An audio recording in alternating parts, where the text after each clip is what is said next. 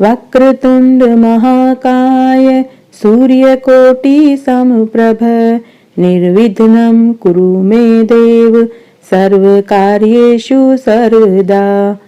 वक्रतुंड महाकाय सूर्यकोटि समप्रभ निर्विघ्नं कुरु मे देव सर्वकार्येषु सर्वदा। राधे राधे, जय श्री कृष्णा। मैं सीमा सिंह आप सभी धर्म प्रेमियों को सादर प्रणाम करती हूँ। आज मैं आपको माघ मास में सुनी जाने वाली एक पौराणिक कहानी सुनाने जा रही हूँ। अगर आपने माघ स्नान के व्रत किए हैं, स्नान किया है, पूजा कर रहे हैं, तो आपको पूजा, व्रत और स्नान के साथ में माघ स्नान की कहानी भी सुननी चाहिए। इससे पूजा, स्नान और व्रत के साथ में कहानी सुनने का पूरा धर्म लगता है। जब मैं आपको कहानी सुनाऊं तो आप बीच बीच में हुक्कारा जरूर लेवें, इससे आपको कहानी सुनने का पूरा फल प्राप्त होगा। कहानी हमेशा पूरी सुननी चाहिए। अधूरी कहानी सुनने का धर्म नहीं लगता, अधूरी कहानी सुनने का पाप लगता है। आइए अब हम माघ स्नान की कहानी सुनते हैं। एक गांव में एक सेठ सेठानी अपने 4 बेटा बहुओं के साथ रहते थे। सेठ जी बड़े ही कंजूस प्रवृत्ति के थे, लेकिन सेठानी बड़ी ही नेक दिल की थी। वह हर साल माघ स्नान किया करती थी।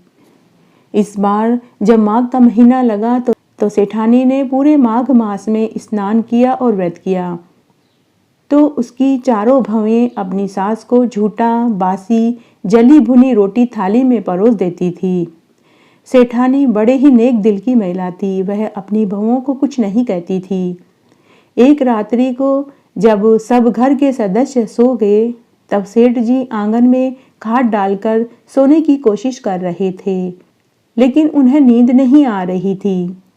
चद्दर ओढ़कर वो सोने की कोशिश कर रहे थे। तब उन्हें किसी के बोलने की आवाज़ सुनाई दी। भंवरा बोल रहा था कि मैं इस घर से बहुत दुखी हूँ। तब दिया बोला कि मैं भी इस घर में रहकर बहुत दुखी हूँ। रोज बहुएं मुझे जलाती तो हैं, लेकिन सुबह शाम उसी बत्ती में तेल डालकर जला देती हैं। सुबह और शाम नई बत्ती नहीं बनाती हैं। मैं बड़ा ही दुखी हूँ। तब माता लक्ष्मी बोली कि मैं भी बहुत दुखी हूँ। मुझे तो जमीन में गाड़ रखा है। कभी बहू बेटी को गहने गांठे पहनने को ही नहीं देते हैं, नहीं उन बिचारियों को नया कपड़ा पहनने को देते हैं। मैं इस घर में रहना नहीं चाहती। फिर अन्न देवता ने कहा कि अरे भाई, मैं भी बहुत दुखी हूँ।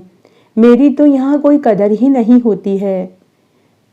यहाँ तो व्रत उपवास करने वाले को जली भुनी और बासी रोटी परोसी जाती है। मैं तो सबके पैरों की ठोकर में आता रहता हूँ।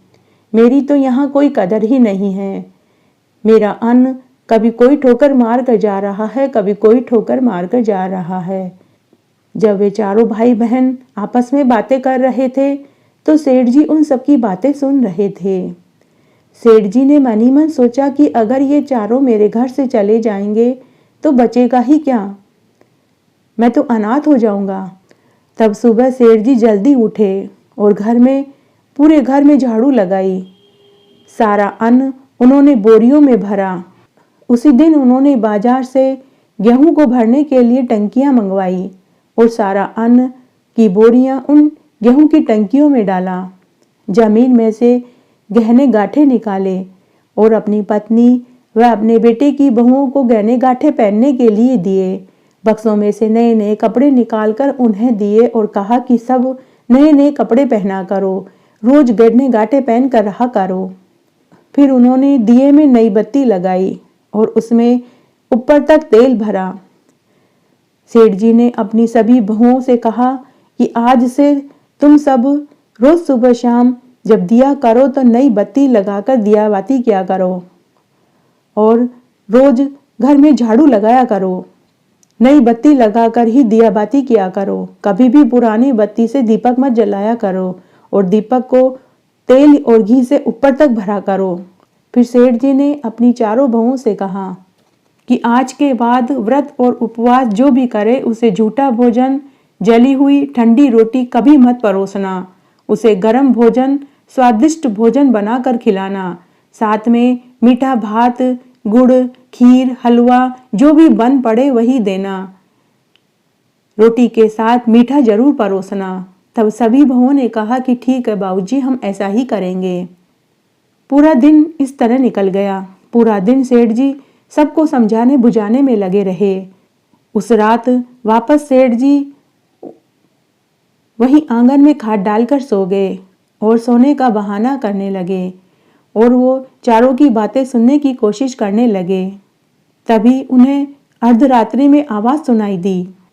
तब उनमें से एक ने कहा कि अगर सेठ जी के घर में ऐसा ही चला जैसे आज हुआ तो हम यहीं रहेंगे। तब लक्ष्मी माता ने कहा कि तुम ठीक कहते हो। आज इस घर के मालिक ने सबको गहने गांठे बहू बेटियों को पहनने के लिए दिए, अच्छे अच्छे कपड़े पहनने के लिए दिए। अगर हमेशा ऐसा ही चलता रहा तो मैं भी यहीं रहूंगी। तब अन्न देवता ने कहा कि हाँ, मेरी भी आज बहुत कदर हुई। मेरे भी अन्न को पहले बोरियों में और फिर बाद में गेहूं की टंकियों में भर कर रखा गया। उसके बाद घर के दिए ने कहा कि आज मेरी भी बहुत कद्र हुई। मेरे भी आज नई बत्ती लगाकर दिया जासा गया और दीपक को तेल से भी भरा गया। मुझे भी आज बड़ी प्रसन्नता हुई। तब भंवरे ने कहा कि जब तुम तीनों को खुशी है तो मैं भी आज यहाँ बहुत खुश हूँ। अगर हमेशा ऐसा ही चलता रहा तो हम यहीं रहेंगे, इस घर को छोड़कर कभी नहीं जाएंगे। तब सेठ जी ने मन ही मन निश्चय किया कि इन्हें घर में मुझे रखना ही है, चाहे मुझे कुछ भी करना पड़े। मुझे इन चारों भाई बहनों को खुश करने के लिए यह नियम सदा के लिए घर में रखूंगा। इस तरह उन चारों भाई बहनों ने खुशी खुशी उस घर में रहने की ठान ली। जब सेठ जी ने उन सबकी बातें सुनी तो उसे बहुत प्रसन्नता हुई। सेठ जी ने मन ही मन निश्चय किया कि मुझे इन चारों भाई बहनों को हमेशा खुश रखना है और उन्हें खुश रखने के लिए मुझे यह नियम सदा इस घर में रखने ही पड़ेंगे। सेठ जी ने भी निश्चय कर लिया कि मैं कभी भी अन्न देवता को पाँव में नहीं आने दूंगा। मैं कभी भी अन्न देवता को ठोकर में नहीं आने दूंगा। रोज घर में सुबह शाम झाड़ू लगवाऊंगा। व्रत करने वालों को अच्छा स्वादिष्ट भोजन मीठे के सहित परोसूंगा और घर के दिए को भी रोज सुबह शाम नई बत्ती से ही जलवाऊंगा। और सेठ जी खुशी खुशी सो गए। तो हे माघ देवता, जैसा सुख आपने सेठ जी को दिया वैसा सबको देना। कहानी कहने वाले को, सुनने वाले को और हुक्कारा भरने वाले को। घटती हो तो पूरी हो, पूरी हो तो परवान चढ़े, भूले बिसरे नाम तेरे भंडार में भरे। इस तरह आज मैंने आपको माघ मास में सुनी जाने वाली माघ स्नान की कहानी सुनाई। आशा करती हूँ यह आपको जरूर पसंद आएगी। मेरे साथ बने रहने के लिए आपका धन्यवाद। आगे की कथा कहानी के लिए भी आप इसी तरह मेरे साथ बने रहें। धन्यवाद।